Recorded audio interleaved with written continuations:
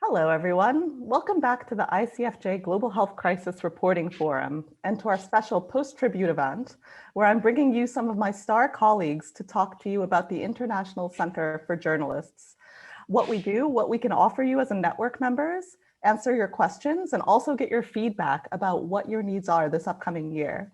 If you don't know me yet, I'm Stella Roque, Director of Community Engagement at ICFJ, based in Washington, DC. It's my pleasure to introduce my esteemed colleagues at ICFJ, Senior Vice President Sharon Moshavi, Deputy Vice President of New Initiatives and Impact, Botello, Vice President of Programs, Johanna Carrillo. We're here to introduce ourselves to you and give you an idea of what we do and how you can be involved. A reminder to people tuning in, if you have questions during this discussion, please post them on the Zoom chat or in the comments of the Facebook live stream, and we will get to them later in the discussion.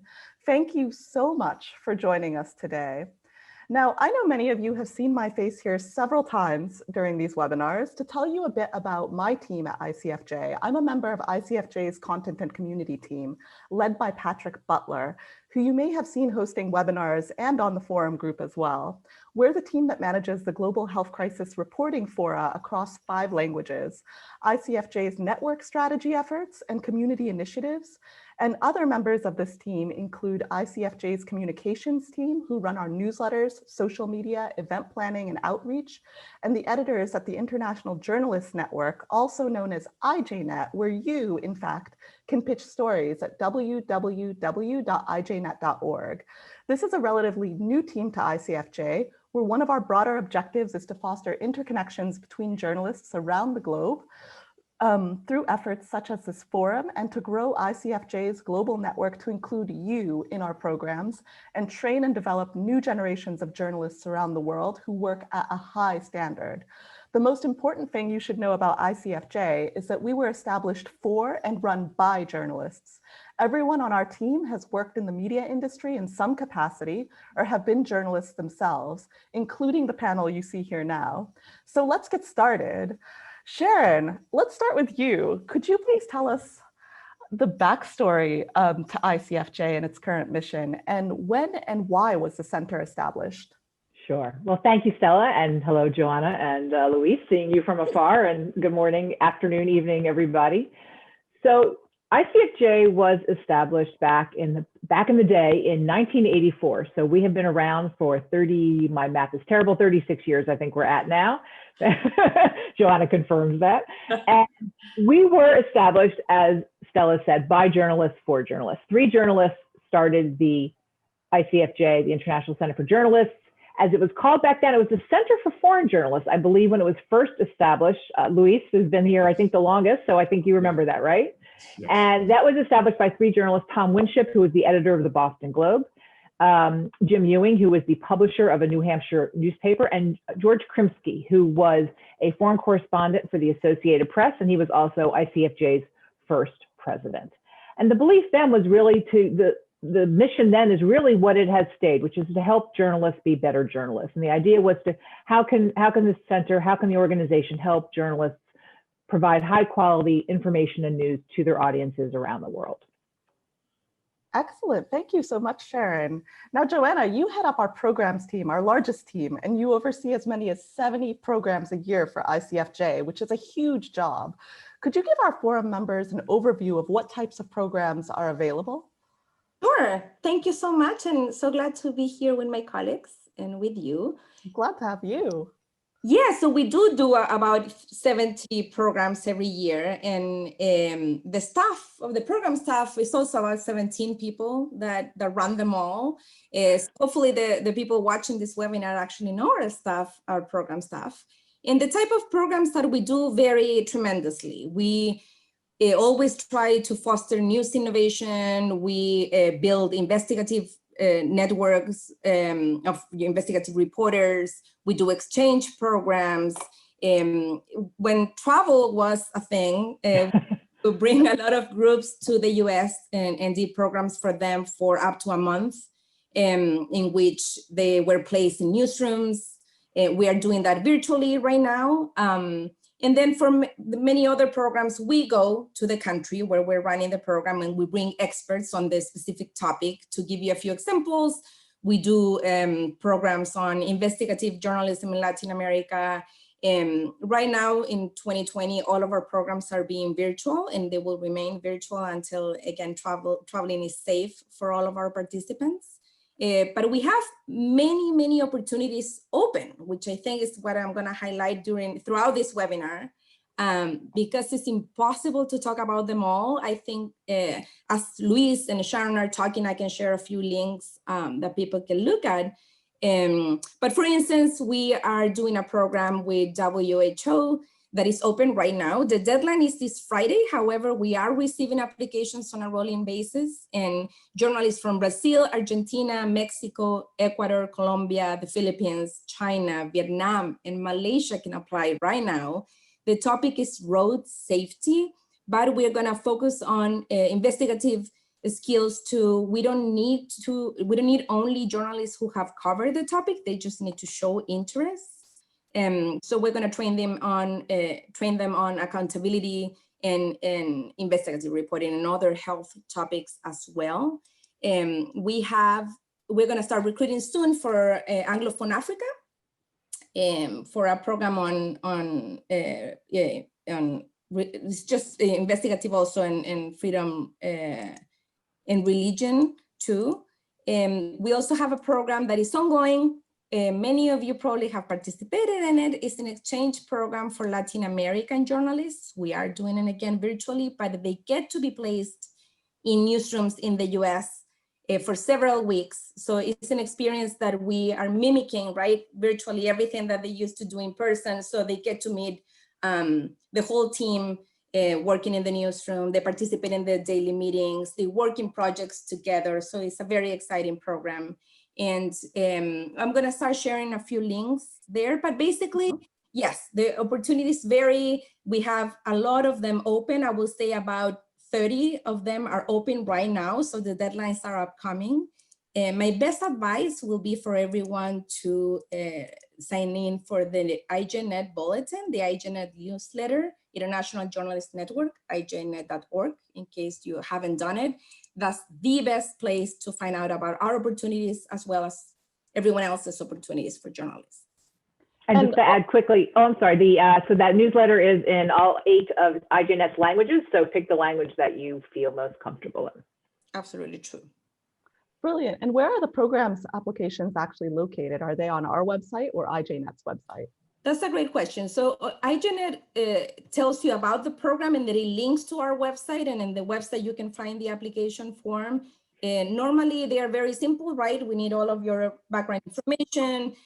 Sometimes you need to present stories that you have done before. And then just a reminder that not all of the opportunities are only for program participants. We also have opportunities for trainers. So to give you one example, we're looking for Russian-speaking trainers for consultations on a program in Kazakhstan. That's just one example. So please, yes, take a look at the ICFJ website as well and look for those opportunities. And can I interject one more thing? So you said conversation, I'm making it a conversation. So go for it.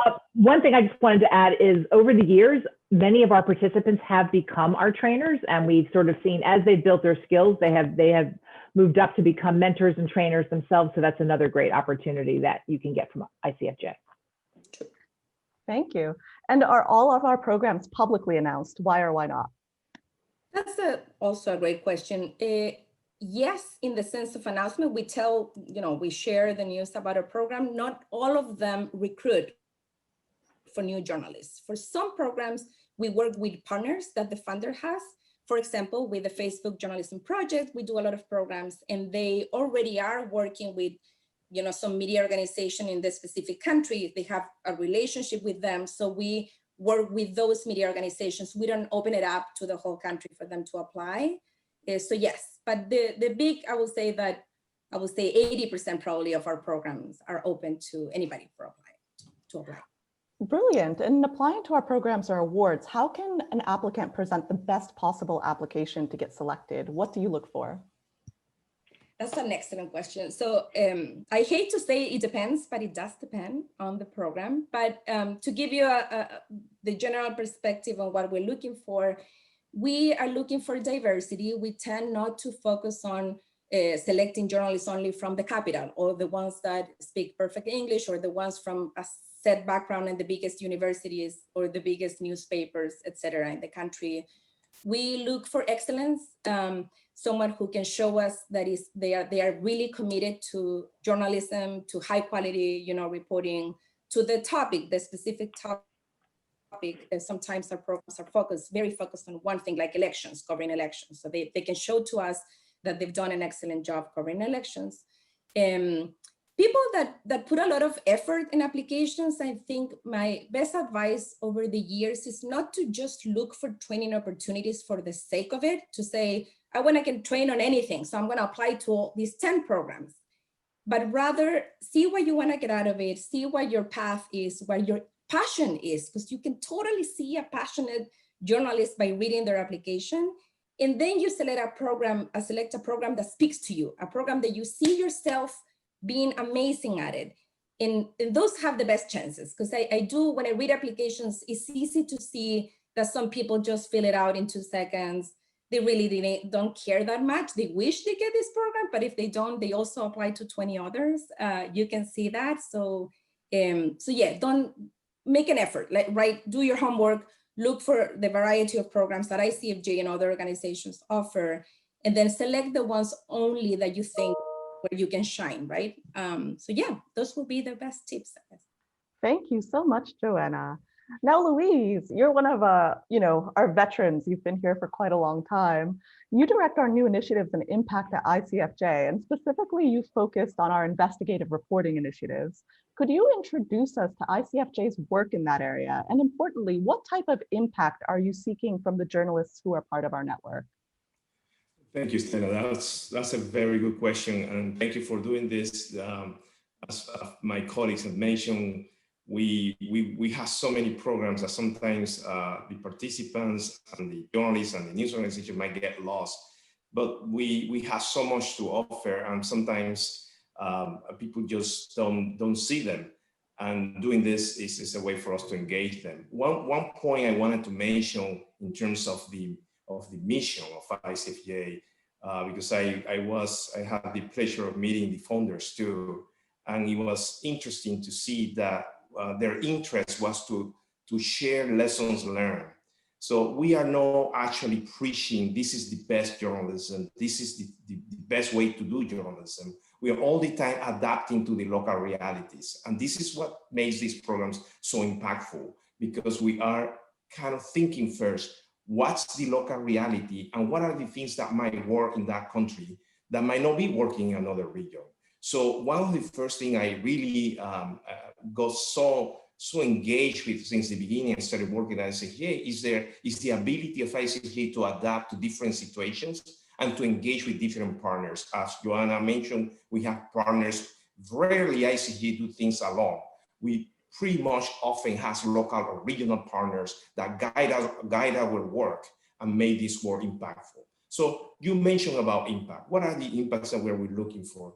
And that's what we are looking. We are trying to engage not only the journalists, strengthen their ability to report, but also to connect with their audiences. So we are looking for not only professional development. We definitely, the first, I think, mission is to increase the capacity and the skills of the journalists to report openly in very complex issues, as you know, everything from elections to specialized reporting, environmental issues, and obviously investigative reporting. And investigative reporting is beginning to give us a lot of impact. We are looking also for any changes in the newsroom. We try to categorize those levels of impact at the personal level, at the media level, at the organizational level, and the societal level. So in the individual level, we are looking for any growth, professional growth, advancements, awards, but we are also looking for changes in the newsroom. Has a new tool being adapted.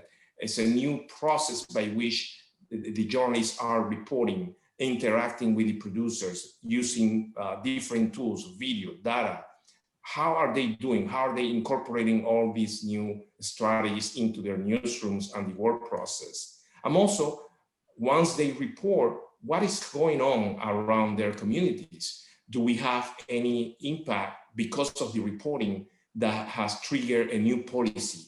Or has the reporting triggered any new societal response?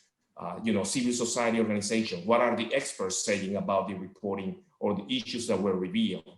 So this is what we are looking. For example, we are, as you know, we are working more building networks, and one of the impact of those is actually creating the capacity of working collaboratively. And the investigative reporting project is allowing us to build and support, tremendous I would say, coalition of journalists. We are talking about the Organized Reporting and Crime Reporting Project, OCCRP, in Central and Eastern Europe. Stella, you're very well aware of that project. We also are talking about our Latin American networks. We have the Conectas Hub, which now has more than 150 journalists from 17 countries. We recently launched the Border Hub, which is in the northern border of Mexico, where we are strengthening the capacity of journalists to do investigations. And they are revealing everything from organized crime to corruption at the highest level of the local, the state level, and the federal level in Mexico. Excellent. And something our forum members might be curious about, what regions of the world do we work in, Luis, primarily? What regions of the world we work primarily? More everywhere. But I would say, Johanna and Sharon, correct me if I'm wrong, but I think we work everywhere. Obviously, Latin America is one of the largest portfolio, and I would say, Africa as well. I think this is, as you know, because ICJ moves also where the needs are. We are not only looking to do programs for just the sake of doing programs. We are also moving into regions where we not only see the needs, but also we are trying to capture the opportunities for change. That's what we are doing. We have not done programs in Antarctica, so if you have any ideas. But no, I've been let us know. I've been at ICFJ for 17 years, and I would say that it's like this. Like when ICFJ started, it was very focused on Eastern Europe because the needs there.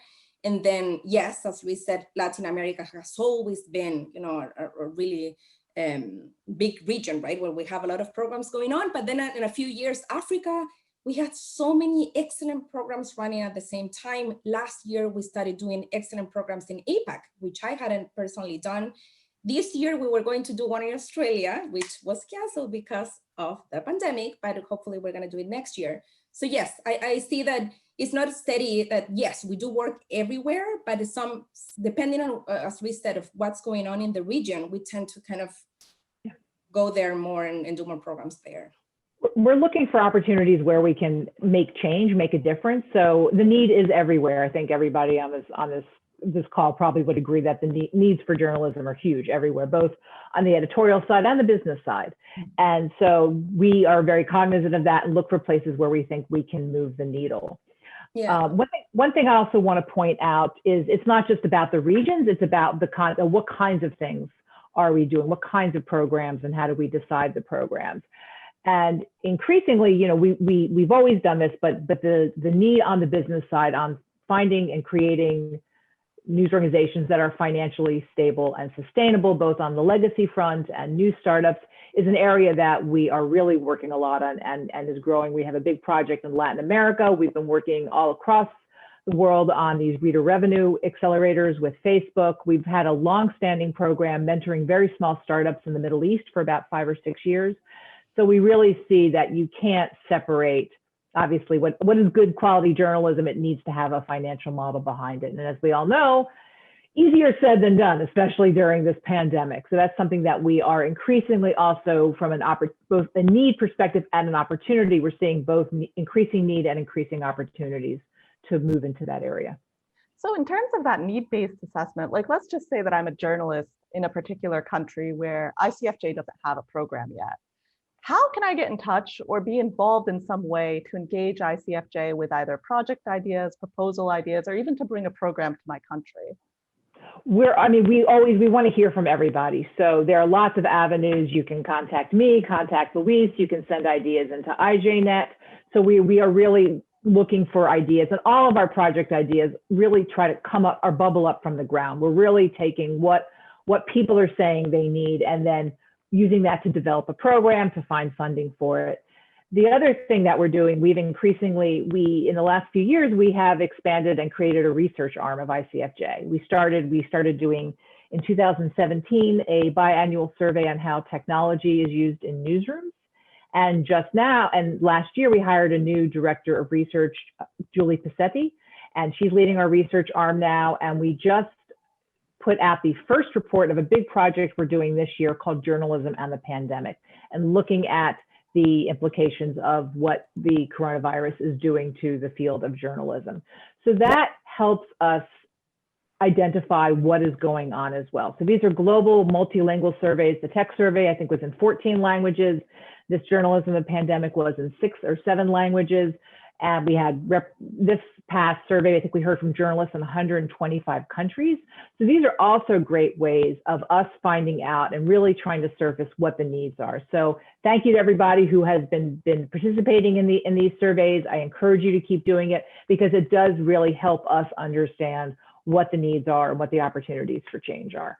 And on that note, about like the Journalism and the Pandemic survey, could you tell us a bit about what informs those research efforts? I mean, this year, of course, there was a pandemic, but could you? There was a pandemic. Yeah, I mean, that was sort of like the biggest story of the century right now. Yeah, I mean, I think what we saw, we realized this back in March, right? In March, we moved pretty quickly because we have this incredible large network that has grown up organically, and now we're, thanks to Stella and team, we're really trying to harness and support. We realized back in March we needed to serve that network. So we created the Global Health Crisis Reporting Forum, which has been fantastic. And we also thought about what do we need to know? What is really going on, right? We're hearing these things anecdotally, revenues are collapsing, people are stressed, there's no PPE. What's actually going on? So Julie, our new research director, got together with Emily Bell, who runs the Tao Center at Columbia University, who's fabulous. And they put their heads together and said, we really need to look at this and understand all the implications because it's really intersecting with everything. So the focus is on a number of key themes. So we're looking at press freedom, what's happening there. We're looking at disinformation, what's happening there. We're looking at the changes in reporting and distribution, right? Obviously, so much has gone virtual. And if you are doing it in person, you certainly aren't doing it the way you did before. And we looked at sort of the emotional and psychological toll on people as well. And the first report, this like kind of the big global snapshot report just came out last week. So I urge everybody, and maybe somebody can throw in a link to that while I'm talking, that would be great, to the survey, Johanna or Luis. And that has been really, really phenomenally interesting. So, I mean, we've seen things, for example, journalists are finding that the two top sources of disinformation are not foreign influencer networks or anything, it's regular citizens and our elected officials. So this is what they're seeing on the front lines. We're also finding that the biggest challenge that they're having by far, and again, I probably see a lot of nodding heads if we could see all of you, is the emotional and psychological impacts. That is the biggest challenge of covering this. It's really phenomenally huge. There's also a big issue with sources. I think it was close to half of journalists reported that a lot of sources are increasingly concerned about talking to them for fear of reprisals. So you're getting a lot of pushback from people and from the governments, and then they're scared to talk to journalists. So it's really, really interesting findings. Online abuse is up by 20%, not a good finding. There was, we were not desperately, but we wanted to see if there was a silver lining in there somewhere, right? We all need a silver lining right now. And the one I found very heartening is with all of this stuff going on and with revenues, really also, that's another area we looked at, revenues really collapsing in many places. I think it was about 60% of journalists said they were more committed to journalism than before the pandemic. So it's also making people really aware of how important this is and how vital it is, and meaning. And I think we all could use a little meaning in our lives right about now as well. So that's also, I think, to me, really inspiring, is that, you all are doing a fantastic job. It is not easy, but finding meaning in journalism and its value right now, as we're seeing, so many different trends kind of, pummeling all of us, that was really heartening. One other thing on the research, just to let people know, so that was sort of a global snapshot report. It's very short. You can get the findings. We will be, over the coming months, doing a deep dive into each of these areas of each of these key themes. And our last report is going to be based on a question that we asked at the end about, if you were going to reimagine journalism, what would it look like? And this was an open-ended question. And so many people replied with like long, detailed responses of what they think journalism should be, right? Because I think we, even before the pandemic, we've all been struggling to think about what should journalism be? How do we reimagine its future with so much changing? And that is, we're looking forward to that report as well. So I will stop there. Excellent. And just to clarify to our forum members, so Sharon runs a team that basically works on putting together new proposals for funders and looking for potential funders who can connect with a new program. And I kind of want to know, Sharon, so you kind of told us a bit about how the journalists can get in touch with us, but how often are the journalists involved in shaping the proposals that you put together? A lot of our, so I lead the new initiatives team with Luis, and I think what we do is sort of two-pronged. Is we come up with the ideas of what should our programs be. So we do the program design, the R&D, if you will, of Icfj, the research and development of what we should be doing, and then we try to find funders who will pay for the program. So we wear a couple of different hats here. We do it kind of the way I was talking about, which is we're learning so much from the programs that we have. I mean, Johanna and her team do such an amazing job running programs. So sometimes we'll design, so what we do is try to take the feedback that we're getting from journalists in a region or around a topic. We incorporate that. As Luis said, we work with local partners everywhere. So every proposal that we do, we have local organizations who are our partners, and they absolutely help us shape it. When we take their direction, they don't take ours.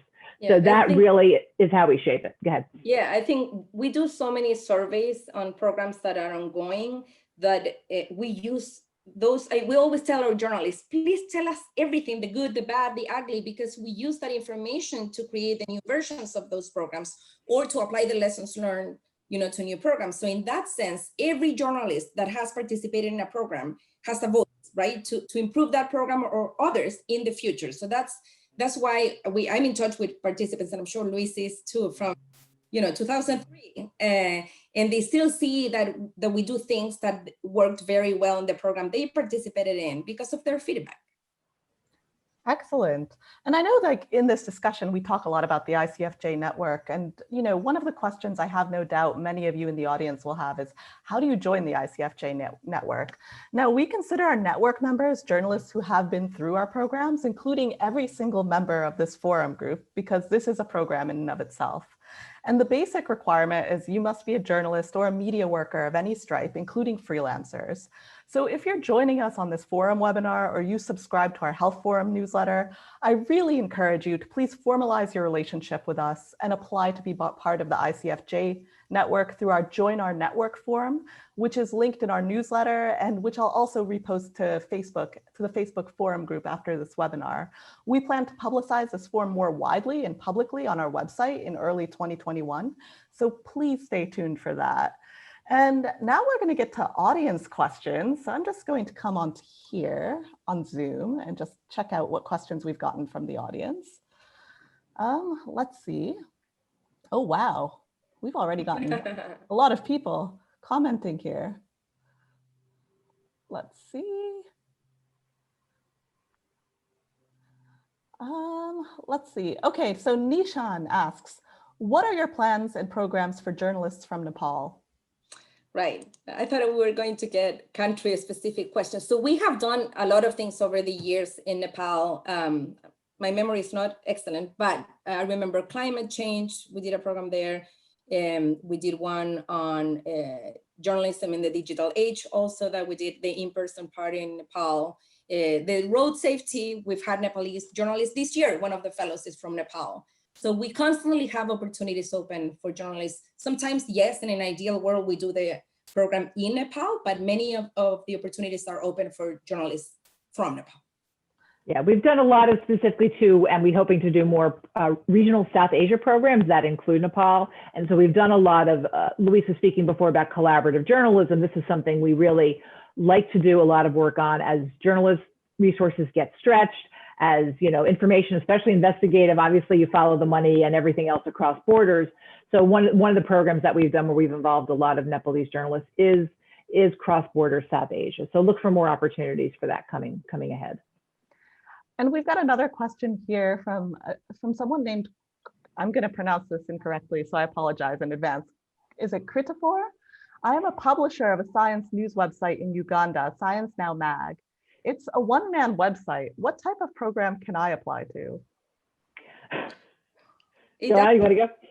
Yeah, no, it doesn't matter if it is a one-man website, as long as, again, it's a legit website that is offering information and it has an audience and it exists for a while. It's hard for us to do an assessment on a website or a blog that was created 2 weeks before an application opens, right? It's very hard for us to measure anything. But if it has an audience, if it has a goal and information, and it has been in existence for a while, some programs require that your media organization, even if it is a one-man band, has existed for at the very least, 18 months, for instance. So some programs do have that because there's a way, we need to have a way to filter. But yes, it's absolutely an applicant. I mean, I can't see why not. We don't require that the applicant comes from a 2,000 staff organization at all. Yeah. Yeah. And I just, sorry, go ahead, Luis. Go ahead. Go ahead. Go ahead. Thanks. So I just want to put a plug in and tell people about our ICFJ Night Fellowship program. So this is a program we have been running for a long time. We have fellows who serve anywhere generally from 1 to 3 years. And the goal of that program is to create what we call a culture of news innovation. So we're looking for fellows, and I urge people, maybe again, someone can throw in that link to the Night Fellowships, what we're looking for in terms of projects.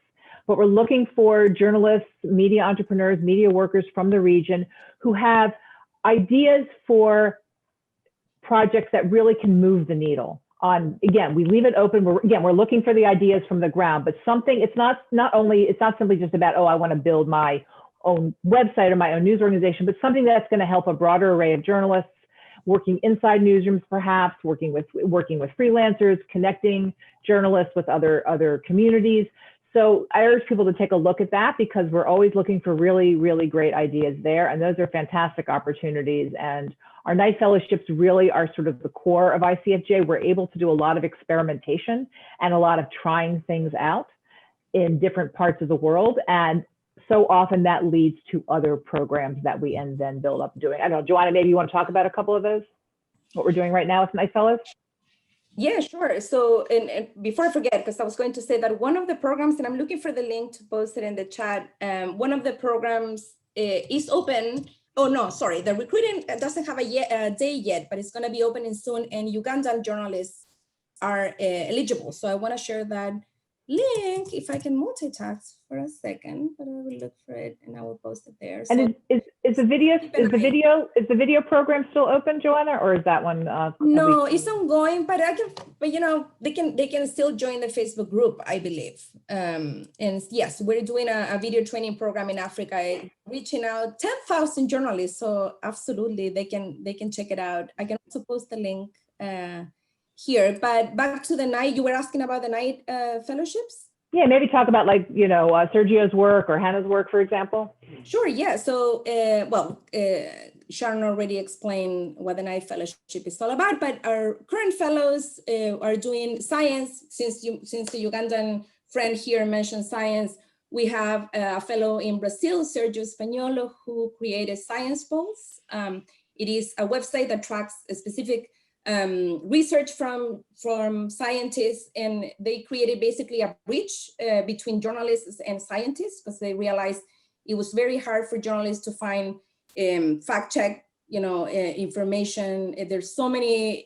scientists everywhere, right, posting things on Twitter or on social media that it was hard for them to filter them. So what Sergio did is that he created a database basically of about 1,400 now scientists. So journalists going to science polls can easily just browse the information being shared by them without having to do the research one by one. We have Catherine Gicheru, who worked in the Africa Women Journalism Project, AWJP, I always get it wrong. Yeah, that's it, AWJP. So I'm gonna share the link of our current Knight Fellows so that you can read more about them. But we have Fabiola Torres, in Latin America. She created Salud con Lupa, which is sort of, the translation would be health under magnifying glass, Luis, right? Yes, something like that, yes, on the magnifying, yes. And one thing we try to do as well is, the fellows connect with each other, they learn a lot of things from each other, and that there's lessons shared they can help apply in their own programs. What we also do, and we've seen, is Knight Fellow projects hopscotching to other parts of the world. We had a previous fellow who created an environmental sort of journalism platform that is now being used in South Africa, and then it was being used in Indonesia. So take a look at what the Knight Fellow projects are too. For something example like what Sergio created, Science Pulse in Brazil, that could be applicable to Uganda. Maybe this is something that could be replicated, and they're here to help other people. So bear that in mind as well. As I think Luis said earlier, we really want to share lessons learned. We really are here. We see ourselves very much as a connective tissue that help you all link up. That's really what we want to do more than anything. Yeah, and it's ongoing. We're always looking for new potential fellows. So please take a look. I just shared the link in the chat. You also can be proactive with this project as well, because actually very successful Knight programs where we kind of basically build things up. We build centers, we have built new processes. We have, as Sharon mentioned, new data platforms that could be used in any other way and partner with any other organization. So we're also looking, even the Knight program is a fellowship that sends experts to kind of lead these projects. We are constantly looking for partner organizations that could work with those fellows, because we can't have a fellow or an expert working in a region without any regional partners or any local partners to implement these projects on. So if you have ideas, we are always, the Knight team is always open to project ideas where we can embed or send a fellow that could actually carry out that project.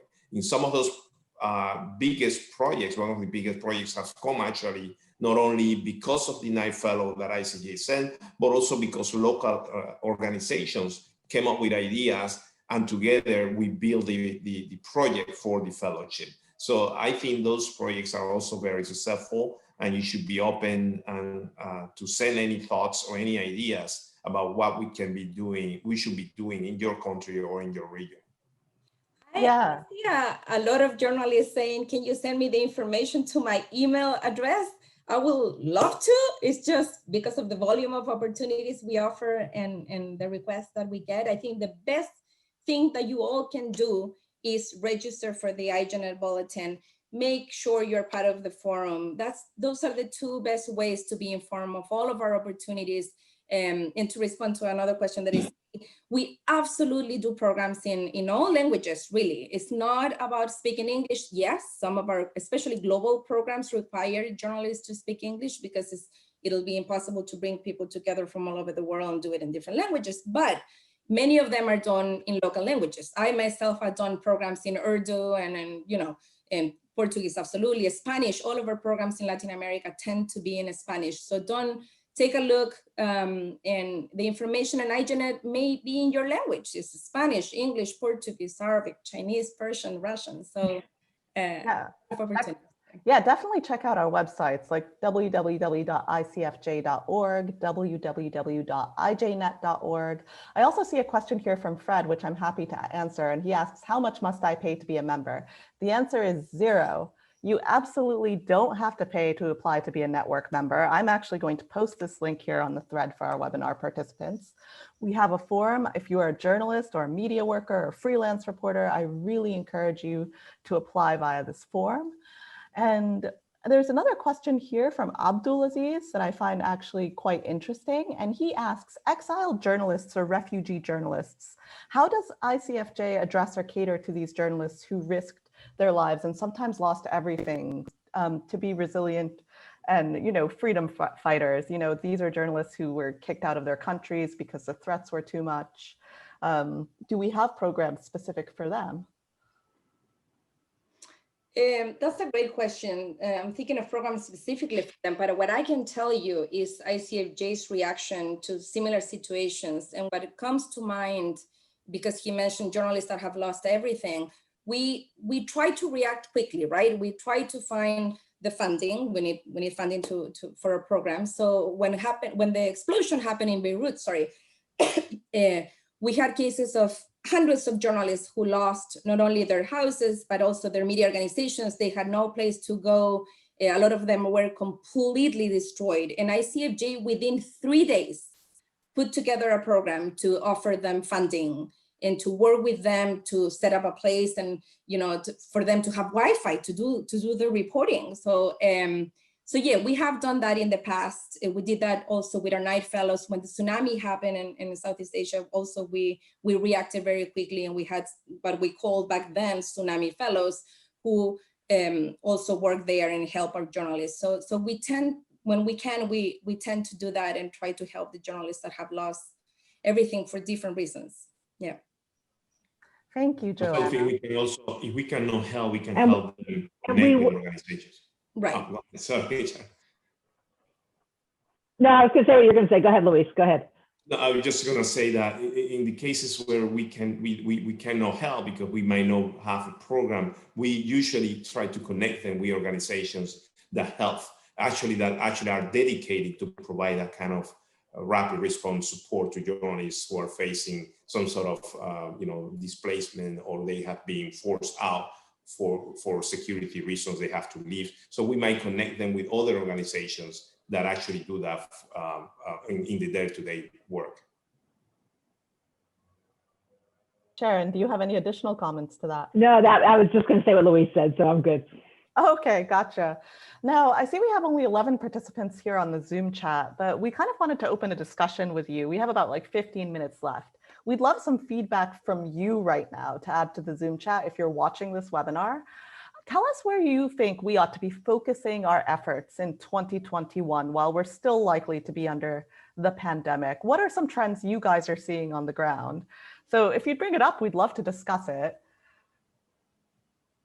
Anyone? They cannot open their mics, right? They have to write it up in the chat. No, they can open their mics. And they can. Hold on, let me see here. Let's see. Well, I see Abdulaziz, you have your hand raised. So I'm gonna open up your mic to allow you to chat. So let's see. Okay, we're gonna open it up. Abdulaziz, talk to us. Oh, I don't know if this works, does it? Maybe not. We have some topics in the chat though.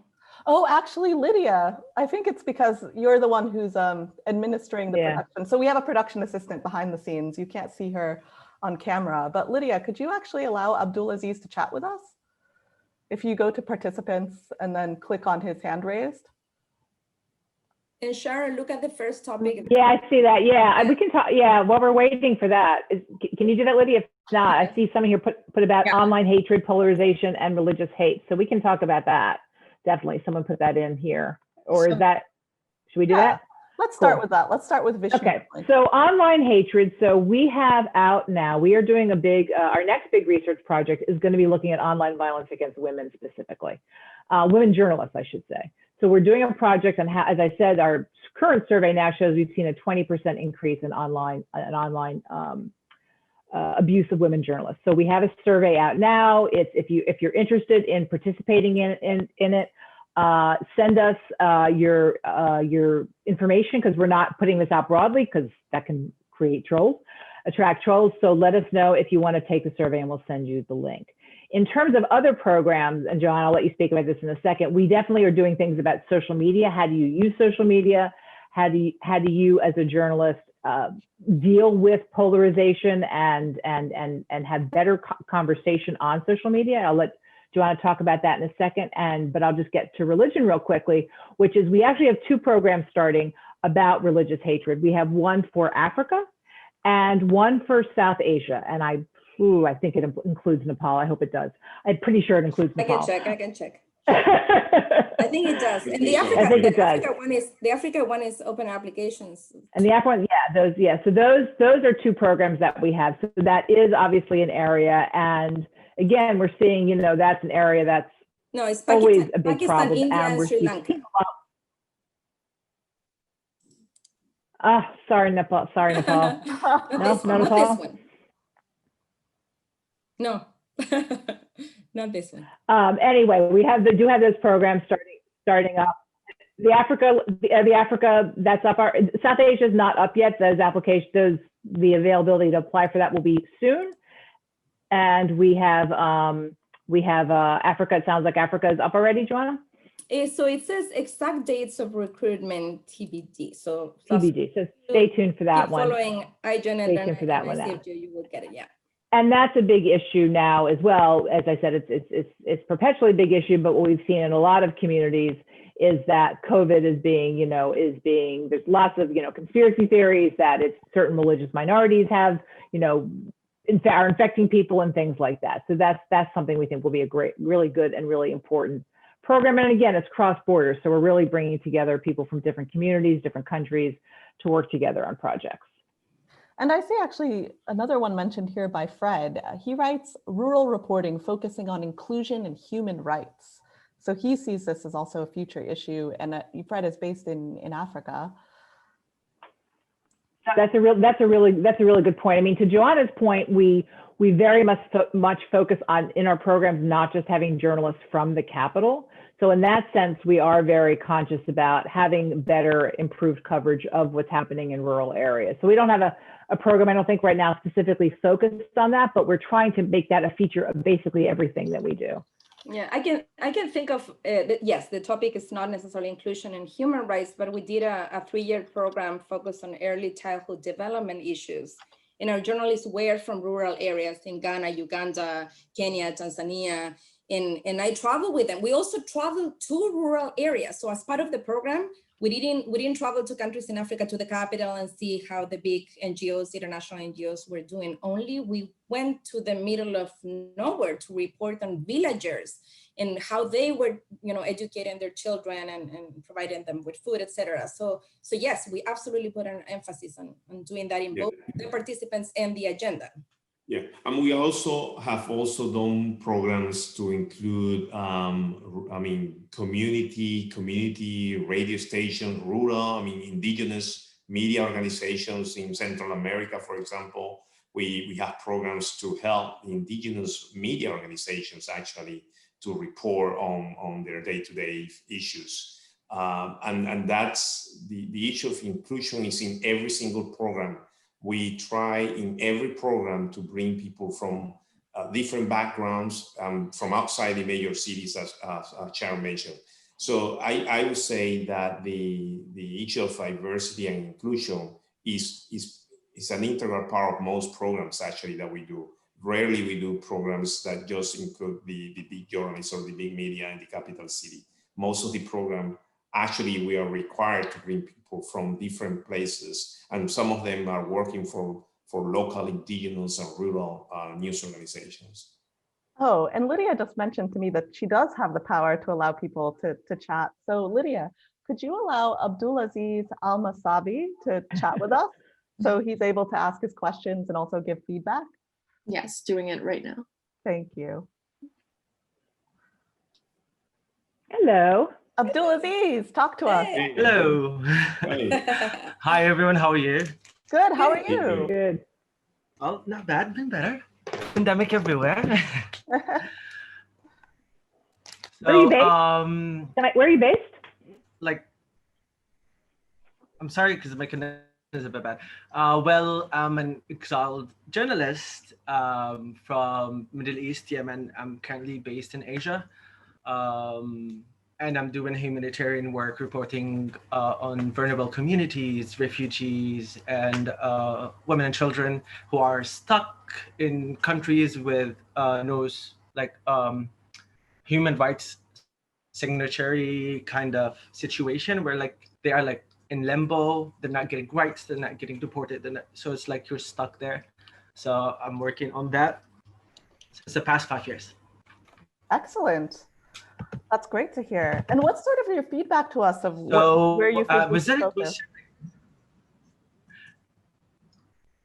Well, besides having those resources that you provide in your websites and the groups, I really like the amount or like timely and the prompt responses that I get when I was asking like questions about some applications or about some concerns that I had about this or that, or like parts that I didn't understand when I was attending the training or the webinars, as well as the diversity that you have in everyone and the inclusion that you have, whether like it's like you're trying your best and it's like just like it's journalist now job. It's just like, can you please come?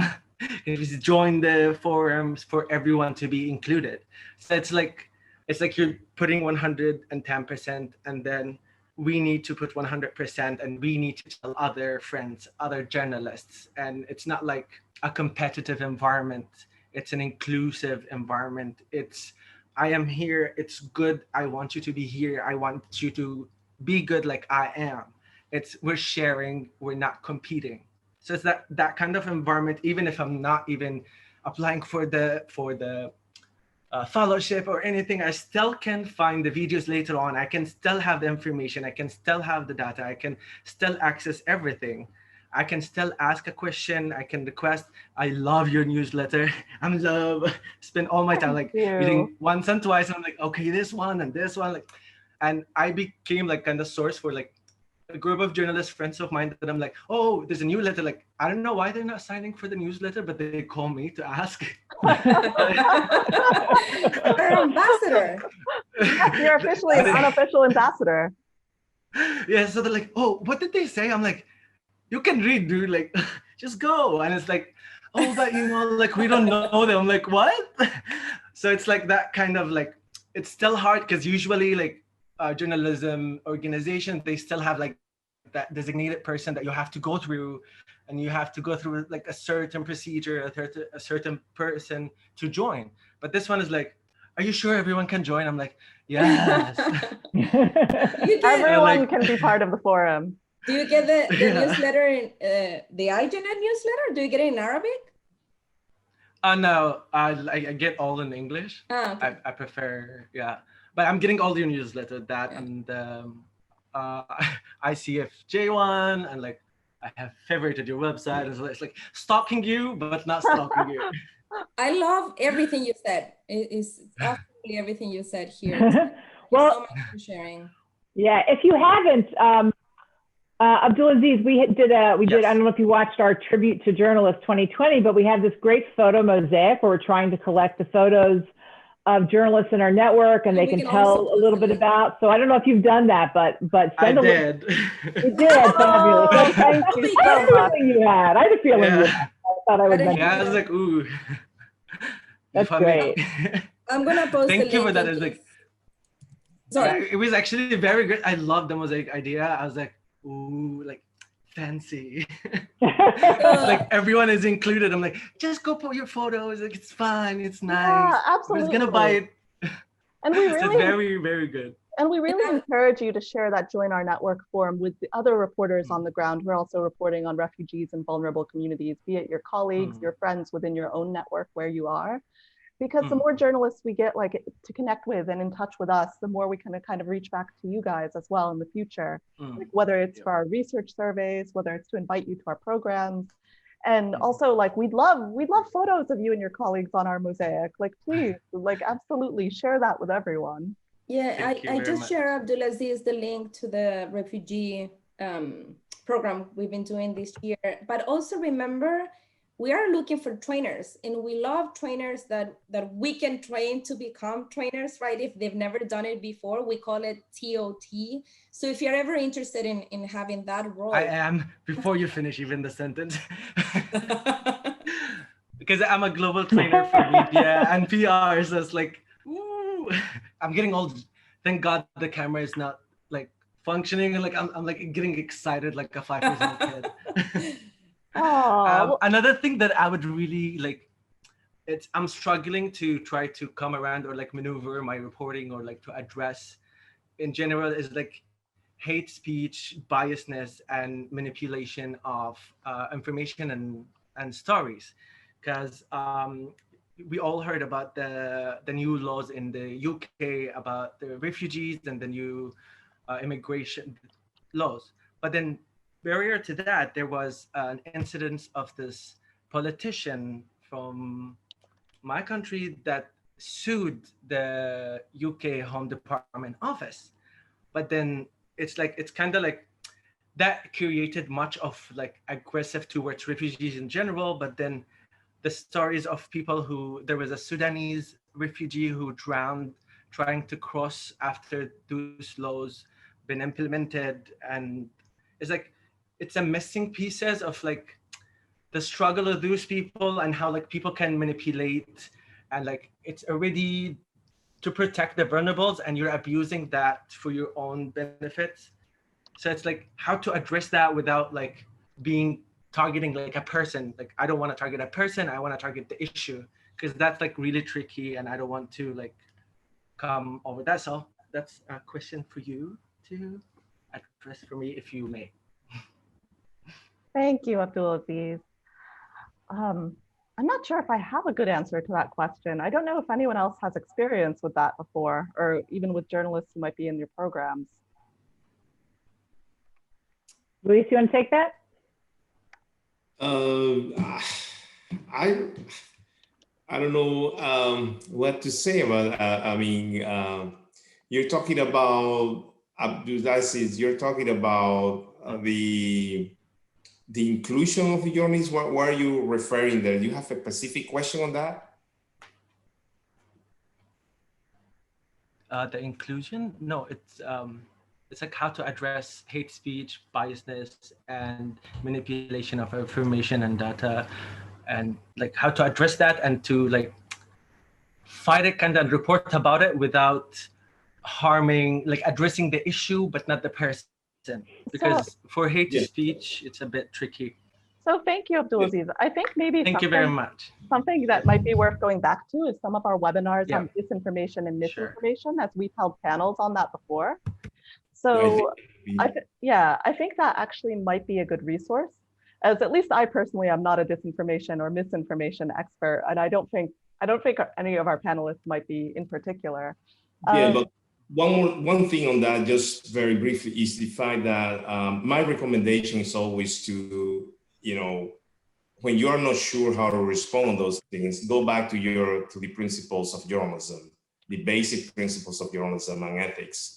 And it really helps you to kind of put information into some sort of balance, so you don't fall into the same back and forth that others or other sources or other stories might try to pull you into that kind of debate, public debate. So use the journalism principles to stick to facts and to cover things that you are really sure, and verify. The culture of verification is extremely important in those situations and in those kind of environments. And I would just add that hate speech is a form of disinformation, if you will. And a lot of the issues, and again, we've had a lot of webinars and trainings that you can check out around disinformation. But one of the key pieces, as I'm sure you know, is not to amplify, right? It's this tricky balance of how do I cover this and respond to it as a journalist without amplifying it and giving it more oxygen, if you will. And there's a lot of great. We've provided an organization called First Draft has online resources as well. Check out Ijnet for resources on that. But that is this tricky balance that a lot of fact-checking organizations and a lot of journalists in general are trying to figure out, is how do I cover it and sort of tamp it down without amplifying it. Yeah, and by the way, I think our webinar is just about at time, but I wanted to ask the panelists, because I see a few more raised hands of people who want to talk to us. Do we have 5 to 10 minutes to go over or not? Or do you all have to jump into meetings? I think I'm okay. You I guys? can be late. Are you sure? Are you sure? That is never late for anything. The audience is important, so I have 10. Yeah, we're fine. Oh, okay. Thank you so much. Lydia, could you open up Fred's mic so Fred can ask us a question or talk to us? From Ghana, right? Yeah. Yes, I'm unmuting him right now. Thank you. There we go. And in the meantime, I wanted to share that I participated in an international gathering about 10 days ago, and they were talking about all of these studies that say that if you debunk fake news by sharing the fake news, but then saying that is not true, this is true, people will only remember the fake news. They won't remember the fact that you're sharing. So as Sharon and both Sharon and Luis said, fight with facts. Don't go back and bring the fake news into your story. Just stick to the facts, because amazingly people won't remember those if you the fake. Exactly. Now, Fred, we have you on air. Talk to us. Give us your feedback or questions. Hello, can you? Yes, we can. Hi, Fred. It may be a connection. Yeah, I think. Ooh, you're a little bit choppy. Yeah, from Ghana. Can you hear me, please? Yes, now we can. It's a little choppy internet connection. Alarm went off a bit. Is it clear now? Yes, Very much for better. the opportunity, and greetings from everyone from West Africa, Ghana. Actually, I follow Ijnet a lot, and that is. Oh, I think you skipped out again, Fred. You know, Fred, I think he typed his question in the chat. Where I go to fetch a number of resources. I was on Ijnet trying to see what. Is it okay? Yes, Oh, yes, Is it okay? Is it better? Yes. All right, thank you. So I was making the point that in natural fact, Ijnet has been of so much help to me. I must really commend the organizers and partners for this particular program. And prior to this particular webinar, I was actually going through the website to see what opportunities are available to a local journalist like me. But one thing I do realize is that almost all the opportunities there, those that involves or need the input of Africans, someone like me, normally comes with some sort of requirements that are way above or something really difficult for one to even fulfill to be able to apply.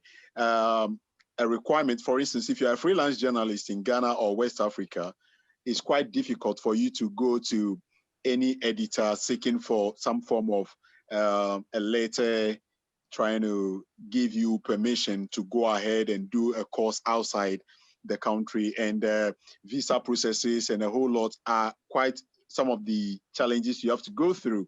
And the bureaucracy we face here is quite hectic.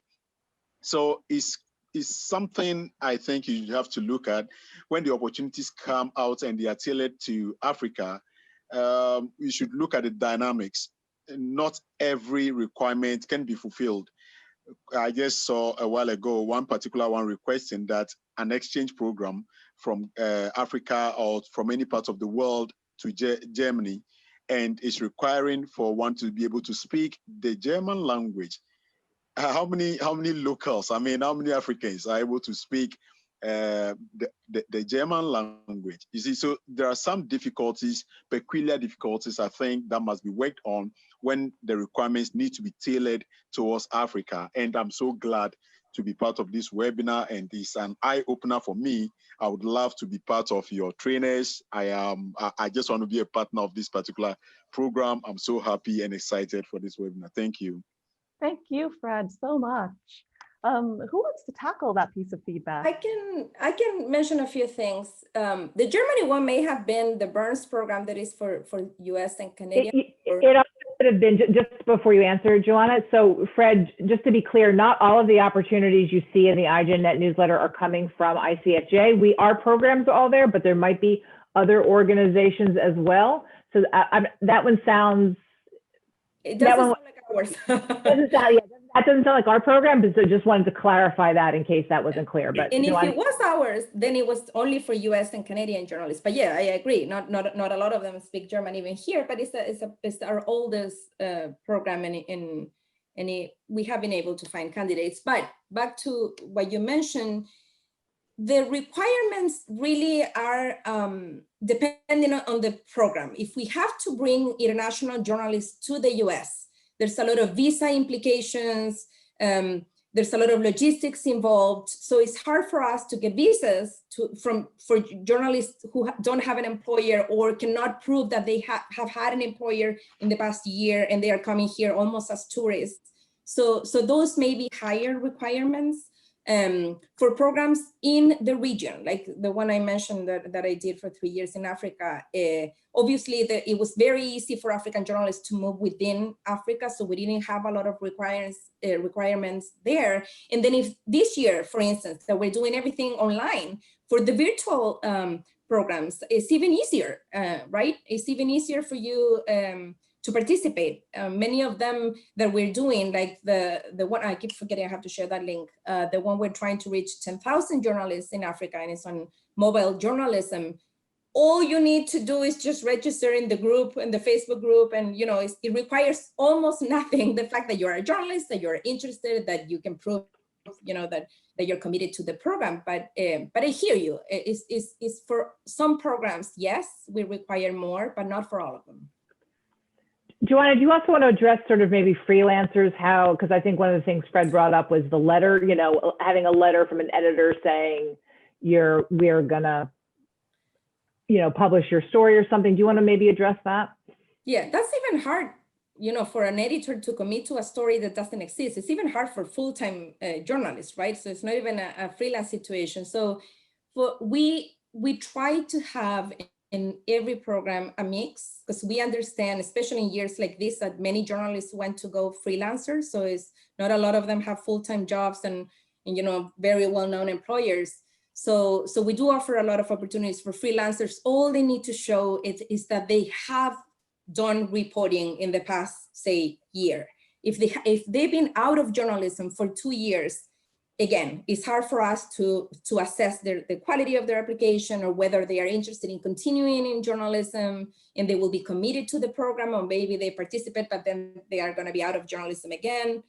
So as long as you can show us that you have been working as a journalist, even if it is for different media organization and different stories here and there, yeah, we can absolutely select you. The letters from editors, in a year like this, I doubt that we require, anything, because there's no travel. They mostly don't even need to skip full days of work. Our webinars are done in a way that you can still be working full time and participate in our sessions early in the morning, late in the afternoon. So I think it was trickier in a normal year. You're out of, your country for 2 weeks or whatever it is the program. So those might require more. Yeah. One more thing, Stella, is that just for Fred, is that, I think you might be talking also requirements for publishing. Some programs may require you to have a letter of an editor. So we know that you will be publishing that, right? But now, everything is so flexible now. And, I would recommend that you explain a plan. What's your plan for publishing? Even if you don't have the letter, try to write down on your application that you are a freelance journalist, that you're not attached to any media right now, but that you have worked with these news organizations. These are some sample stories that I have published, and I am and my process and my strategy to publishing is this. Because what we care, Stella asked me at the beginning, what is the impact you are looking for? You got to understand that the ultimate impact of this program is that you at the end publish something, right? We are, actually, this is something we probably didn't say before, but ICFJ's programs are different from many other organizations that are based on more of a training, one-on-one, and kind of like lecturing. We are very hands-on. in most of our program, you're going to have to produce something. You're going to have to do something. So in a way for us to know that you're actually going to publish and going to use what you learn is by having some sort of way for us to know that you will have a plan to publish something after the program. So that's why the requirement is there. So if you could figure out a way sometimes to explain that, a publishing plan, that would probably satisfy a lot of the needs and requirements of the request of an editor's letter and so on. So I see we're about 15 minutes over, so we're about at time. I realize that some of you still have questions and feedback to give us. I definitely am going to hold a webinar like this again sometime in November or December to continue this conversation with our forum participants. What I'll do now is I'll put up a discussion post on the forum where if you're in the Facebook forum group, it's the ICFJ Global Health Crisis Reporting Forum. If you search it on Facebook, you can give us your feedback, your questions on that thread. I also encourage you, for those of you not on Facebook, please email us your feedback and questions at healthforum@icfj.org. And we can continue the conversation going forward. Now, to all my colleagues here, thank you so much for joining us today, for answering forum members' questions. I really appreciate you guys being here, Johanna, Louise, and Sharon. I know you have meetings to run to. So a reminder that if you haven't checked it out yet, we've released our Journalism in the Pandemic results, as Sharon mentioned. It's a study completed in partnership with Columbia University's Tao Center for Digital Journalism. You can go and read it on www.icfj.org or on the ICFJ Global Health Crisis Reporting Forum on Facebook. Does anyone have closing remarks before I close it out? Johanna, maybe Sure. you'd like to start? Absolutely. Don't ever hesitate to contact us. We are one of the few organizations in which every staffer takes the time to respond to that one email from the journalist from Azerbaijan asking one specific question. So do be in touch. We want to hear from you, your concerns, your ideas, what your needs. So please, yeah, contact us. And we I think our staff speaks about 18 different languages and things too. So we will, if there are language issues and things like that too, we are happy to respond. We're a very global group at ICFJ, so we're happy to have you all here. Yeah, and please do not hesitate to send any ideas, even if you think it's a crazy idea. There is no crazy idea for ICFJ. Actually, we love those ideas. We do, but bear in mind, good idea or crazy idea or good crazy idea, we do need funding for everything we do. So if we're not doing a program that you really would like us to do, that we would like to do, bear in mind that we're always on a constant quest to get funding for our program. So have patience. Yes, as well. That's a very good way to close, Sharon. And thank you so much to everyone here and to our forum members for joining us today. I hope you guys have a great week, and we'll see you all next week. Ciao. Bye. Bye, everybody. Bye. Bye.